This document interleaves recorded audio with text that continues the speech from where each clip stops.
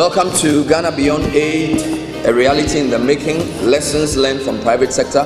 My name is Bernard Avle. I am the MC / moderator for the morning. It's a privilege and an honor to make some remarks at this very, very important meeting. We've been talking about Ghana Beyond Aid for a while. The President has made a number of comments in this direction that we want a Ghana Beyond Aid. But what do we mean by a Ghana Beyond Aid? A Ghana Beyond Aid means mobilizing and leveraging domestic savings and revenues transparently to expand financial inclusion with credit services and saving systems for all, especially women, and financing through local capital markets in local currencies.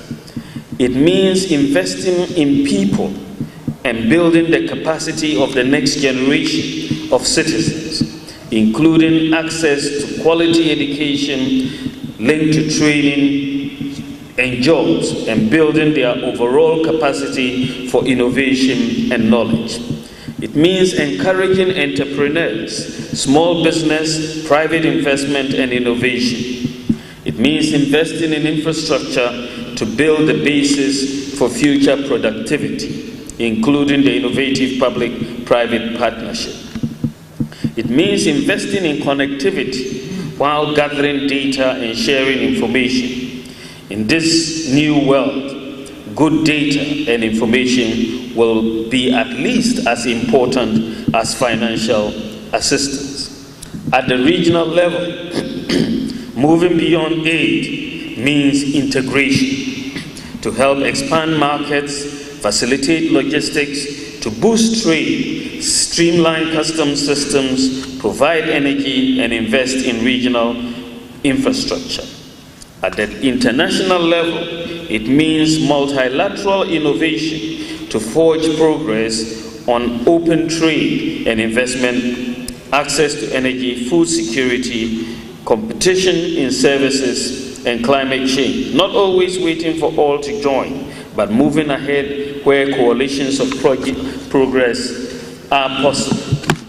And it is this broad framework that the government led by Nana Addo Dankwa Akufo-Addo is pursuing. We understand very well that moving beyond aid means that we have to improve Ghana's productive capacity. It's fundamental that you are going to have to close the savings investment gap that, results in you needing more of that need. You need to generate those resources internally to a large extent by improving your productive capacity. One major area where you can increase production is in the area of agriculture. We import a lot of food, over $2 billion of food imports a year, whilst at the same time we have this huge amount of fertile land and water. So moving beyond aid means investing in agriculture, making sure, and that is a low-hanging fruit as far as the vision of this government is concerned. And this is why we've launched the Planting for Food and Jobs program this year, largely on a pilot basis, to improve productivity in agriculture through the availability of seeds, through the availability of fertilizer, and so on. And we will enhance this with what we call a Marshall Plan for agriculture in the next budget, which will be announced next month, because it is an area where you can improve production and reduce the amount of money you need to import food. And I think that the vision that our President, Nana Addo Dankwa Akufo-Addo, has set for a Ghana Beyond Aid is actually one that is possible, is within our grasp, and I think we will all work together with the support of everyone to try and achieve it. Thank you very much for your attention.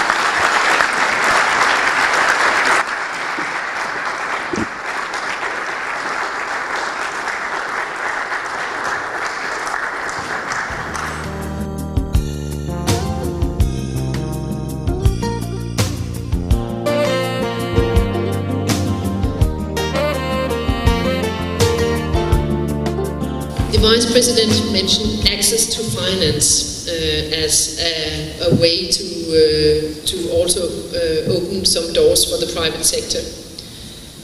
Engaging the financial sector and supporting sustainable structural changes require long-term commitment, willingness to take risks, new approaches, as well as a solid alignment with Ghanaian banking sector. Danida has worked with 40 rural community banks through the RBA, Apex Bank, Stanbic Banks, and Sinapi AB Trust, among others, and has over the years got an understanding of the challenges associated with obtaining funding in Ghana for the private sector. Although we are now transiting, going through the aid to trade approach, access to funding for the private sector remains an important Danida priority.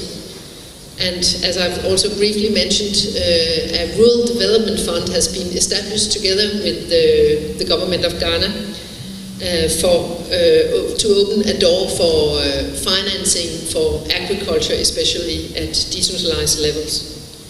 There's also the Investment Fund for Developing Countries, the IFU, which continues to operate in Ghana and will continue so also after 2020. Globally, IFU has invested over $3 million in viable commercial projects in Ghana.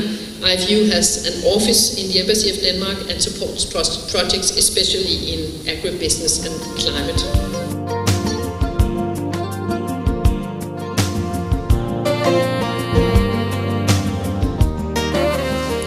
We as partners must and we will adapt to Ghana's needs and ambitions.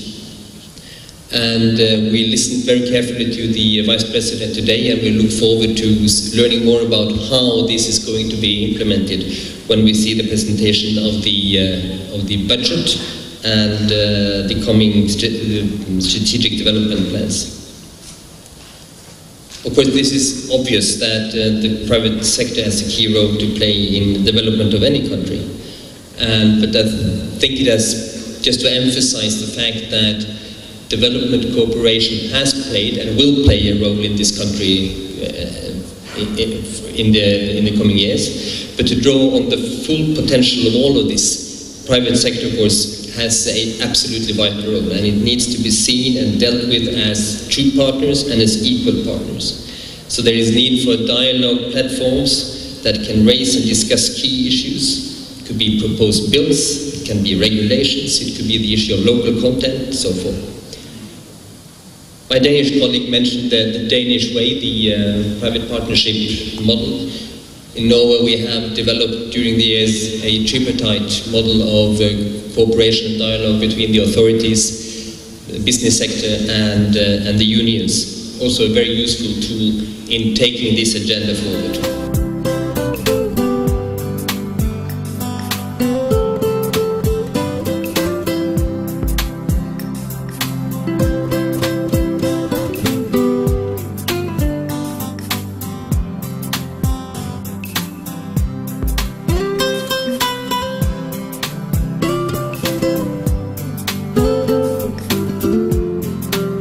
I'm Ron Stricker, the Dutch ambassador to Ghana, and I'm here in the Kempinski Hotel this morning, where we have organized, jointly with the Danish Embassy, the Norwegian Embassy and GIPC, a forum on the motto Ghana Beyond Aid. And we focused it on lessons learned from private sector development in Ghana.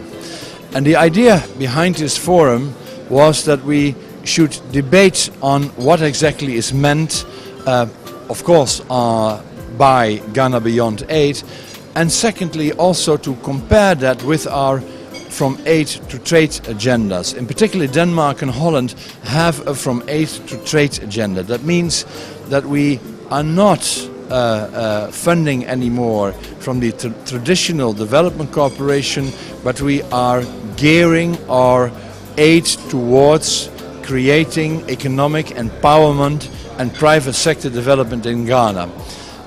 We had a lengthy presentations on what most of the programs, the Danish one, the Norwegian one, the Dutch one, the GIPC one, contained.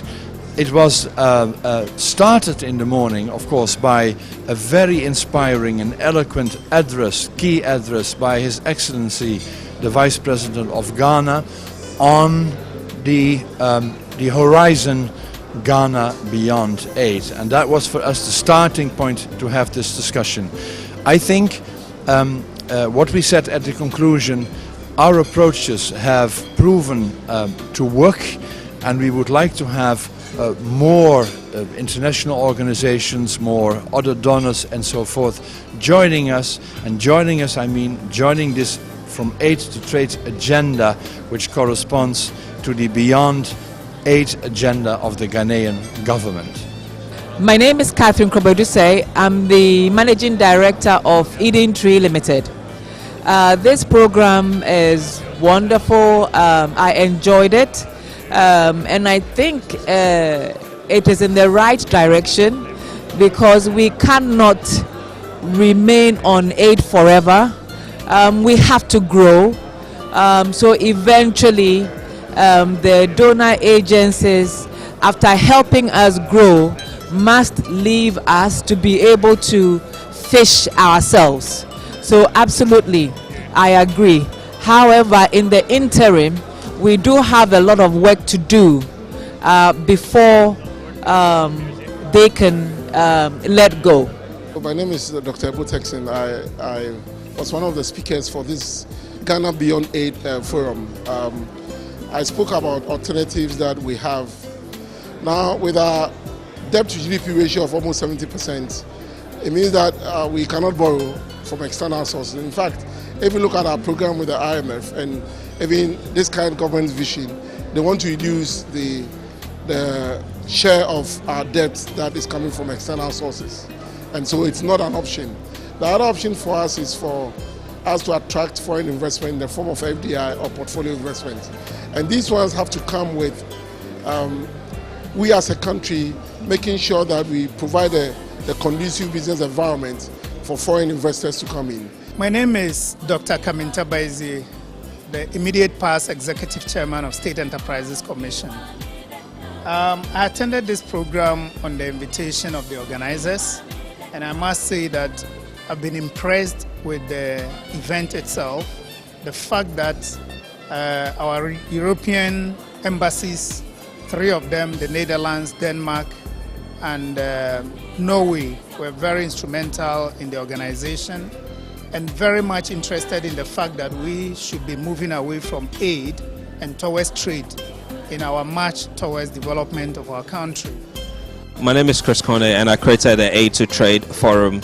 Basically, this is an initiative which I've thought it's wise to have within our dispensation, to get all the stakeholders involved when it comes to bilateral relations, to have a relook at what our relationship with our foreign partners is. Are we moving into the next chapter of our lives? Are we scaling into the next level, whereby we are moving from relying on handouts or the foreign countries doling out money to us, rather than using what we also have to come to the table to trade? I think it's very important for us to have a relationship whereby everyone is bringing something to the table, and this motivated the formation, or this motivated the creation of this initiative. I think Ghana has come this far, and we do not at this point in our lives need to rely on handouts. We have so much when it comes to human capital, when it comes to natural resources, which when it's harnessed in the proper way can come a long way to contribute to the GDP of the country.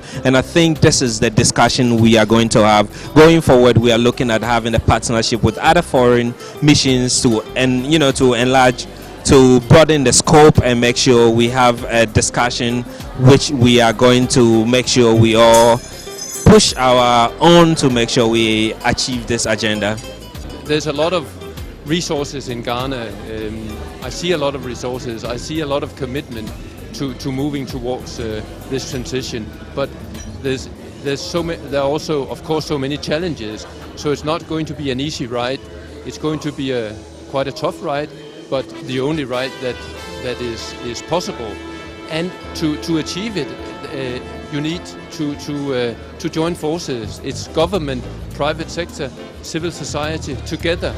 it's not like criticizing each other. Of course, you need to be critical of each other, but you have to realize that you are in this together and work together. And the same goes for your external partners. Formerly, they were donors. Now they're moving towards being investment partners, trade partners, etc. So for Ghana to achieve all this, it's really a teamwork.